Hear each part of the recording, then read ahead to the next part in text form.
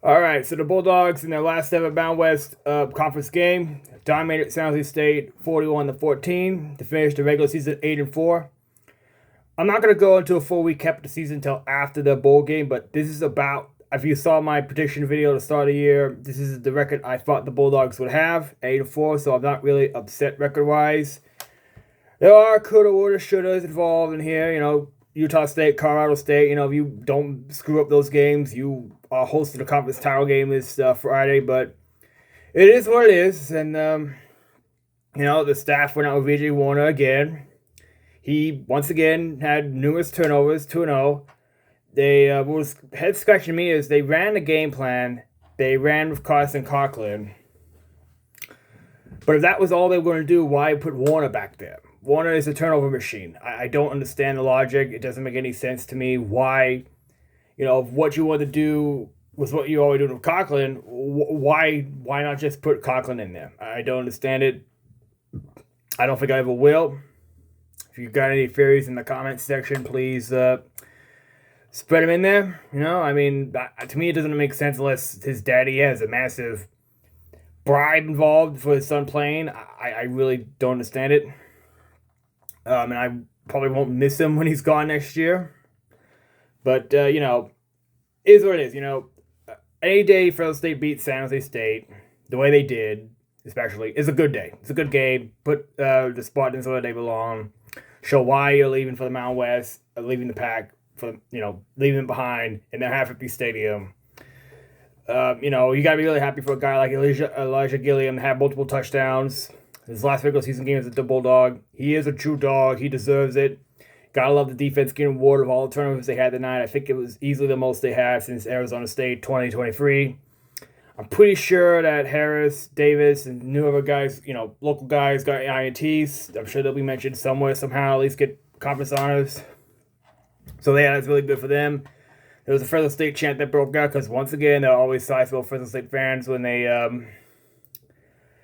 have a presence in San Jose State. That's one reason why I'm okay with continuing to play them in our conference. It's an easy road trip for fans to take over. The Bulldogs will be back in Spartanville next year as an our conference game. And I have to wonder if that took some of the spice out of the game as opposed to Nevada and Hawaii, who are also considered, rivals for Fresno State. You're not playing them again. You're not scheduled to do so, at least. And in football, I'm sure you will, and the other sports. This is a game. This is Spartans outside of one INT from Warner and one drive given by refs, help from the refs. Spartans were dead. They put in 3 different quarterbacks. None of them were the answer, and I don't think it would have made any difference if Egan was in there.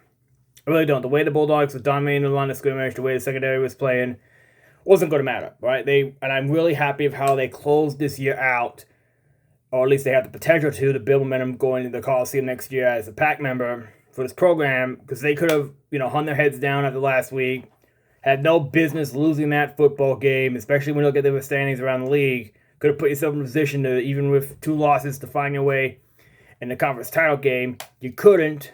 You let a 2-score lead get away from you at the half because you could not score in the second half. Again, they didn't hung their heads. They went to San Jose State and they dominated. And they finished 8-4, can get 9 wins depending where they go. So, this is a very acceptable first year, in my mind. And in terms of where we're going to go for bowling, a lot of people seem to think the Snoop Dogg Bowl. I really hope it's someone better than that. I hope it's someone like Boca Raton in Florida or Frisco in Texas, First Spartan Bowl, whatever. Because I want to go somewhere somewhat exotic where you can play a team that you, as a Fresno State fan, you can get somewhat excited for.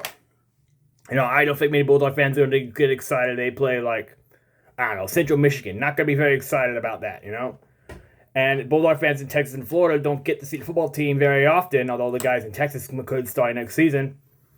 But I think it'd be really cool to see Bulldog fans in those parts of the country be able to see a football team live. So, again, if you have your choice, you can go to either one of those 2 states. That's what I would do personally, but we'll find out as they go after the Mountain West Championship game. Who knows is in it? You're not going to Los Angeles. You're probably not going to Boise. You went there twice last year. Hawaii's going to go to the Hawaii Bowl. But we'll talk more about that in the recap video. I'll probably do a recap after the Cal State Bakersfield game tomorrow. So that could be another huge day for Bulldogs. So, yes, it's going to be a very good weekend for Fresno State. This is a good night against the Spartans. Good start to it. And overall, 8-4, not a bad year. Could be better. Next year, Ansys expect to win the conference title. That's the expectation at Fresno State. But for now, it was a good night. Go Dogs.